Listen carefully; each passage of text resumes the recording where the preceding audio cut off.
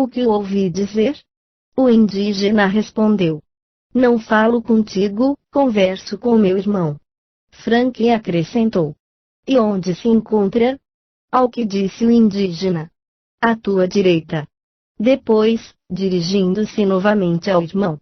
O que você quer? Frank voltou-se, mas não viu ninguém. Também o outro não viu mais nada, mas largou a serra, dizendo: Vou para casa porque meu irmão morreu. Frank sorriu e lembrou-lhe que o havia deixado com ótima saúde 5 dias antes.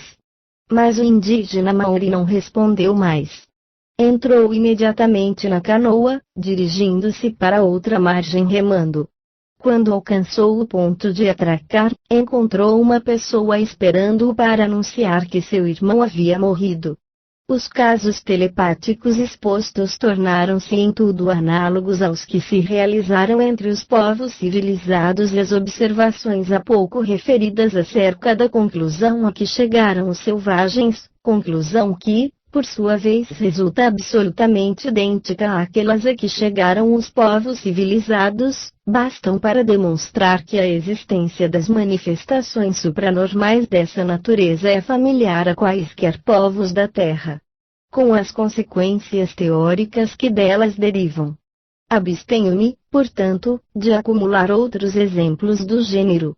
Passando a tratar de casos de clarividência telepática, leitura à distância no subconsciente dos outros, coloco em relevo como eles são bastante frequentes em ser confundido com a clarividência no presente, enquanto que esta última deveria somente manter-se assim, quando reveste a forma de telestesia, ou seja, percepção à distância, telepatia.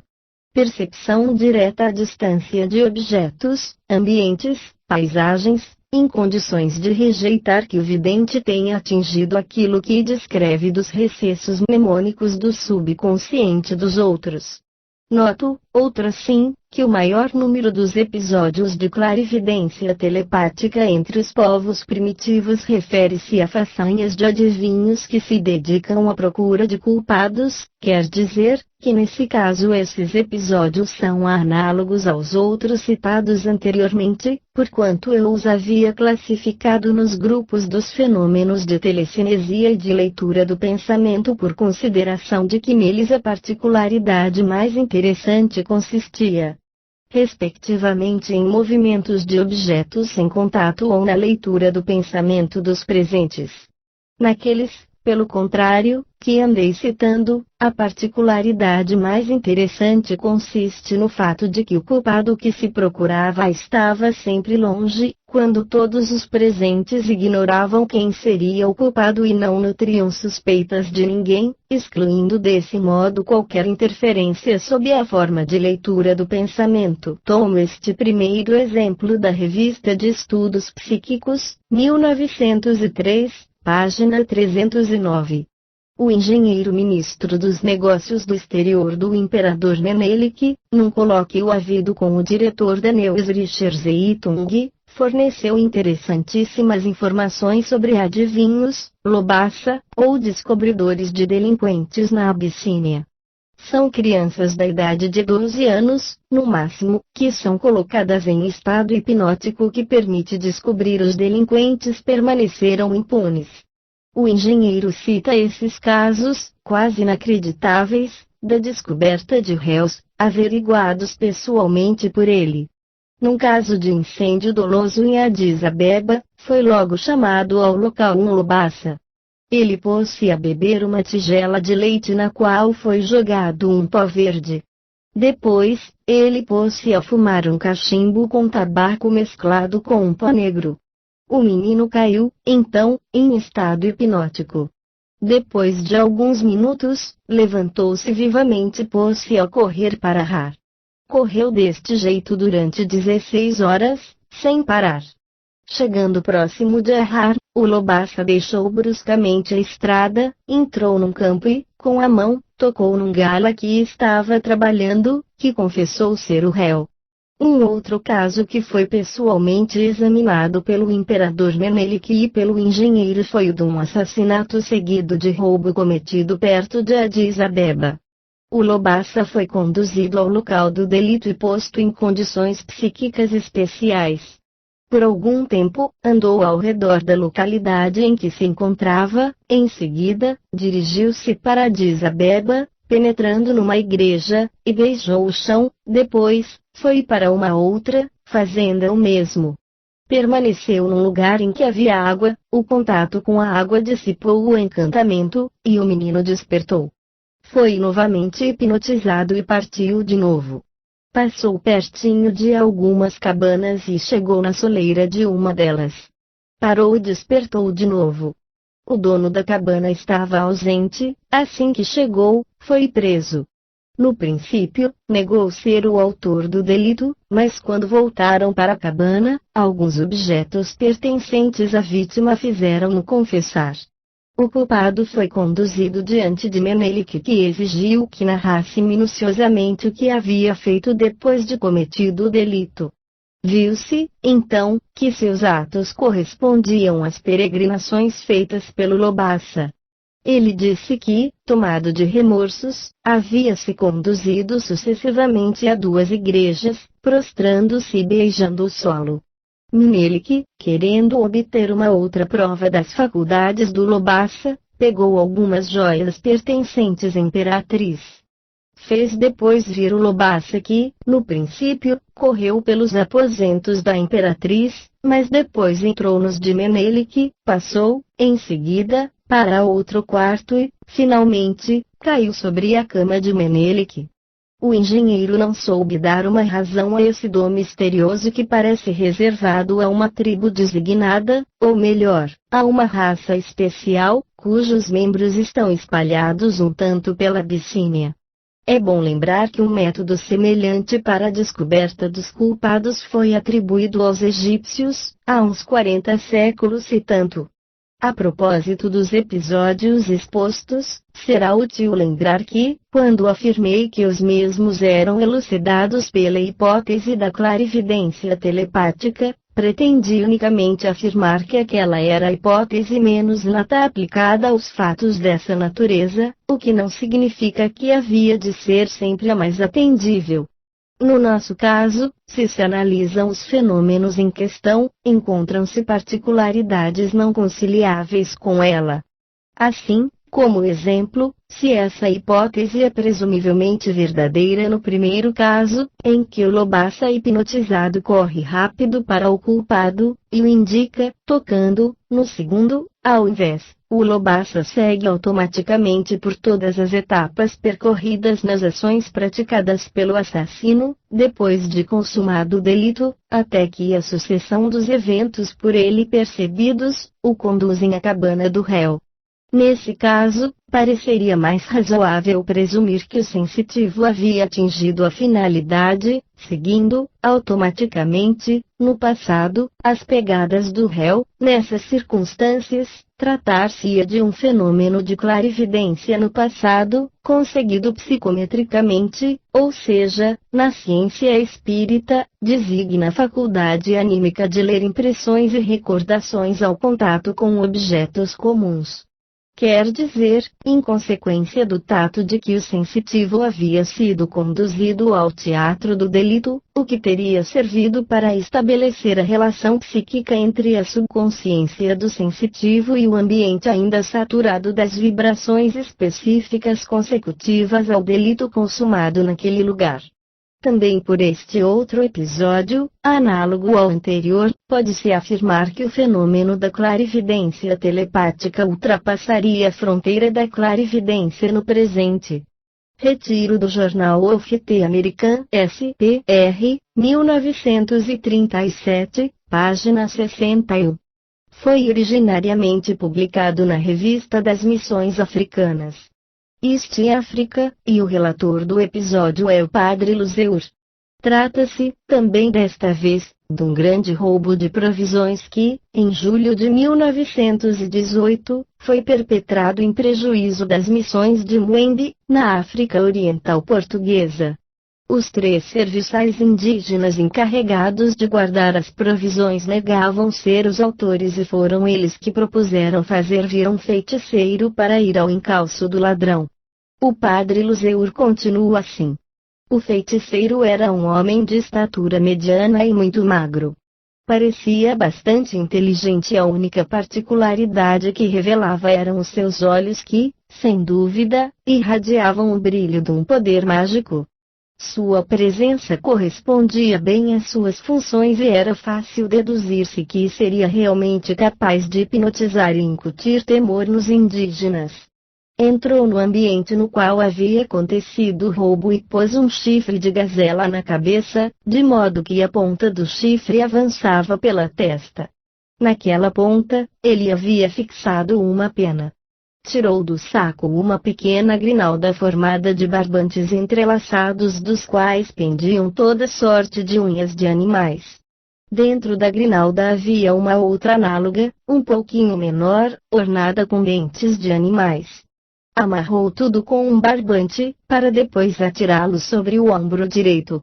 Depois, prendeu uma vara de bambu do tamanho de uns 4,5 pés, com um diâmetro de 2 polegadas, no meio da qual havia um furo no qual ele inseriu uma garrafinha contendo uma mistura de sua própria lavra. Apanhou, com a direita, uma cabaça que continha pedras e, sacudindo-a violentamente, produziu um rumor semelhante ao badalar de uma campainha, ao mesmo tempo cantando um estribilho monótono. Calandola, catandiza, calandola, catandiza, calandola mesa, mestre, ajuda-me, mestre, ajuda-me, mestre, ajuda-me Meisa. Meisa era o seu nome. O feiticeiro havia trazido consigo 2 ajudantes que pegaram firme com as mãos a vara de bambu de um dos chefes, enquanto o outro chefe colava-se ao chão. De repente, a vara começou a dar fortes golpes no terreno, depois, voltou-se bruscamente, arrastando literalmente atrás dela, os 2 homens ao redor da cabana. O feiticeiro seguia a vara sem pressa e cantando ainda com mais fervor. Calandola, catandiza. O bambu, depois de haver conduzido a comitiva ao redor da cabana, voltou ao ponto do qual havia partido. Em face disso, feiticeiro anunciou que o ladrão não morava naquele lugar. Ele era um estrangeiro. Recomeçou, portanto, sua monótona cantilena. De improviso, o bambu, sempre seguro pelo ajudante, parou traçando linhas e círculos no pó. O feiticeiro começou a estudar círculos e linhas, informando. O ladrão fugiu para o ocidente. Precisamos, pois, atravessar 2 riachos antes de alcançar sua aldeia. Dito isso, fez soar violentamente sua campainha, repetindo a costumeira cantinela. Então, o bambu iniciou uma corrida, traçando um sulco no pó. De tanto em tanto, parava, permanecendo em posição ereta. Chegou a um riacho e pouco mais além a um segundo riacho. Depois, chegou num ponto onde se bifurcavam os caminhos. O bambu parou, dando fortes golpes no solo. O feiticeiro informou. O bambu parou. Provavelmente o ladrão terá ocultado neste ponto algum encantamento, com a finalidade de impedir que continuássemos nessa investigação. Cavou naquele ponto, encontrando efetivamente um chifre de gazela. O feiticeiro observou que ele teria substituído naquele ponto um encantamento muito eficaz, e tirou do saco uma pequena cabaça em forma de garrafa, jogando nela uma mistura misteriosa e espalhou tudo naquele mesmo ponto. Depois do que acrescentou: agora podemos prosseguir. O bambu retomou sua corrida até chegar a uma aldeia. Lá chegados, o bambu dirigiu-se sem hesitação para uma cabana na qual, na frente, estava acocorado um homem. Este é o ladrão, sentenciou o feiticeiro. O bambu entrou na cabana, andando rápido na direção de uma cama de palha feita de lianas entrelaçadas. A cama foi revolvida, e então o bambu pôs-se a bater furiosamente no solo. Cave neste ponto, ordenou o feiticeiro. Assim foi feito e, a um pé de profundidade, se encontrava o embrulho da coisa roubada. Levaram-no logo a Muembe e descobriram que se tratava precisamente das provisões roubadas. O ladrão, apanhado em flagrante, confessou a própria culpa. O diretor do jornal comenta assim: o episódio exposto parece muito sugestivo quando se encontra nele todos os elementos das práticas espíritas. O feiticeiro invoca o seu guru e a vara de bambu comporta-se do mesmo modo como as mesinhas mediúnicas sob as mãos dos experimentadores. Acontece que se admite ser o feiticeiro um médium, então o episódio não parece nem mais nem menos extraordinário do que aquele que resulta de experiências análogas nos povos civilizados, salvo, naturalmente, a prática mágica executada pelo feiticeiro. Mas é claro que o essencial consiste na intervenção de espíritos coadjutores, com a realização de fenômenos físicos compreendidos para alcançar um dado objetivo, o que corresponde ao que se realiza nos povos civilizados. Essas as considerações do comentarista. Quanto às práticas mágicas, por si mesmas grotescas e absurdas, usadas pelos feiticeiros, permanecendo o que se disse anteriormente, vale dizer que elas não se revestem de outro significado senão o de favorecer a imersão das faculdades supranormais subconscientes. Sendo assim, todos os métodos se equivalem, com a condição de que quem o adota creia cegamente na sua eficácia. E as operadas pelo nosso feiticeiro eram por demais complexas e absurdas, mas se o feiticeiro acreditava cegamente, por tradição, então elas tornavam-se praticamente válidas para ele. De qualquer modo, do nosso ponto de vista, o que importa consiste na circunstância de que nenhum dos presentes sabia quem era o autor do roubo, e malgrado isso, o feiticeiro chegou a descobri-lo e a identificá-lo à distância. Como eu observei no caso precedente, também desta vez dever-se inferir que isso se poderia conseguir quando o feiticeiro tinha se conduzido ao ambiente em que havia acontecido o roubo. Quer dizer, no ambiente no qual o ladrão havia imprimido indelevelmente no éter do espaço o ritmo das próprias vibrações vitais, o que vale para estabelecer a relação psíquica entre a subconsciência do feiticeiro e a do culpado, como acontece nas experiências de psicometria, nas quais há influência deixada no objeto, isto é, no éter interatômico contido no objeto, da pessoa distante, que o havia empregado. Vale para estabelecer a relação psíquica entre o sensitivo e a subconsciência da própria pessoa, dando lugar às portentosas revelações que se consegue com a psicometria. Em suma, também no nosso caso, tudo concorre para demonstrar que se trata, ainda e sempre, de um processo psicométrico, de forma larval, no qual o objeto empregado pela pessoa distante para identificá-la é substituído pelo ambiente em que tinha operado uma pessoa distante para identificá-la. Encontra-se aqui, portanto, a presença de um autêntico fenômeno de clarividência telepática, em tudo análogo àqueles que se obtêm entre os povos civilizados, seja com a mediunidade clarividente, seja com a psicometria do ambiente. Compreende-se logo que poderia também ser aplicada no caso em exame a interpretação espírita dos fatos, isso conforme o postulado de Oxakoff, segundo o qual todos os fenômenos metapsíquicos, dos mínimos aos máximos, possam resultar ora anímicos e ora espíritas, segundo as circunstâncias, pelo que é fato que no nosso caso não se encontram particularidades que nos demonstrem e, em consequência, não pareceria legítimo fazê-lo. Resta-me esclarecer uma outra seção importante do mesmo tema, que é o da clarividência telepática, considerada em multiformes modalidades com as quais se realiza, visto como assume a forma de transmissão e recepção de notícias a grandes distâncias, forma dominante entre os povos selvagens, como também entre os povos semicivilizados e civilizados da Ásia. Tanto os antropólogos quanto os historiadores das conquistas coloniais europeias na Ásia, África e América, manifestaram sempre um justificado espanto na presença de manifestações semelhantes que eles não podiam contestar e muito menos explicar com o conhecimento de que dispõe a psicologia oficial. É de fato manifesto que só se admitindo a existência no homem de faculdades supranormais subconscientes, assim como a existência de indivíduos sensitivos, predispostos pela natureza a exercê-las em circunstâncias especiais, só desse modo se chegaria a dar-lhes razão. No jornal Of the American SPR, 1919, páginas 584 a 589, Sr. Bloch publicou um interessante artigo sobre o assunto.